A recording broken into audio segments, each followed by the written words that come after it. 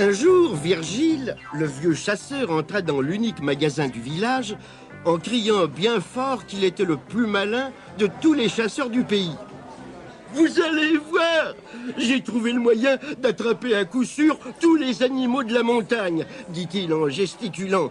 Quand je reviendrai, vous voudrez tous m'offrir à boire, me féliciter et vous faire photographier avec moi et mes prises. Aurais-tu un nouveau fusil demanda quelqu'un. Mais non, c'est bien plus simple, dit-il. J'ai juste pris un morceau de bois et je m'y suis taillé un pipeau avec mon canif. Tout le monde se mit à se moquer de lui en l'imaginant seul dans la montagne jouant du pipeau aux animaux sauvages.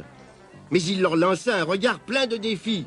Quand je souffle dans ce pipeau, je peux imiter n'importe quel cri d'animal. Le cerf, le raton laveur, le putois. Espèce de putois, dit quelqu'un. Virgile, vexé, sortit en bougonnant, son vieux fusil dans une main, son pipeau dans l'autre, et partit vers la montagne. Arrivé dans la forêt, il souffla dans son pipeau et imita le cri du cerf. Un jeune cerf l'entendit et apparut. Pan! Virgile tira, mais il le manqua. Il n'était pas un bon tireur et, comble de malchance, son fusil s'était enrayé.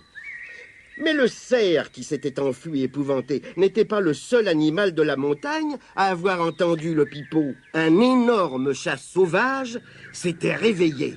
Il se léchait les babines à l'idée de manger un cerf dodu. Mais en suivant la direction d'où était venu le bruit, il ne trouva que le vieux Virgile. Il se consola en pensant que celui-ci ferait un excellent dîner. Virgile souffla vite dans son pipeau pour imiter le rugissement du puma. Le chat sauvage eut tellement peur qu'il détala aussi vite que si un vrai puma l'avait poursuivi. Mais le chat sauvage n'était pas le seul animal de la montagne à avoir entendu ce qu'il croyait être le rugissement d'un puma. Une femelle puma, affamée, accourait en sautant de branche en branche, pensant que son compagnon l'appelait. Elle ne vit que le vieux Virgile, mais se dit qu'il ferait un bon dîner. Vite, Virgile souffla dans son pipeau et imita le grognement d'un ours gris. Elle eut tellement peur qu'elle s'enfuit comme si c'était vraiment un ours gris. Mais la femelle du puma n'était pas le seul animal de la montagne à avoir entendu ce qu'il croyait être le grognement d'un ours. Un grand ours gris solitaire cherchait à rencontrer une ours qui lui tiendrait compagnie. Il descendit de la montagne vers l'endroit d'où venait le grognement, mais il ne trouva que Virgile qui réparait son fusil.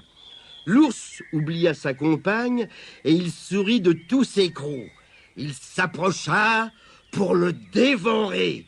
À cet instant, le vieux fusil de Virgile se débloqua. Un coup partit en l'air et l'ours gris effrayé s'enfuit. Virgile redescendit au village, sain et sauf, mais il ne se vanta auprès de personne de sa chasse.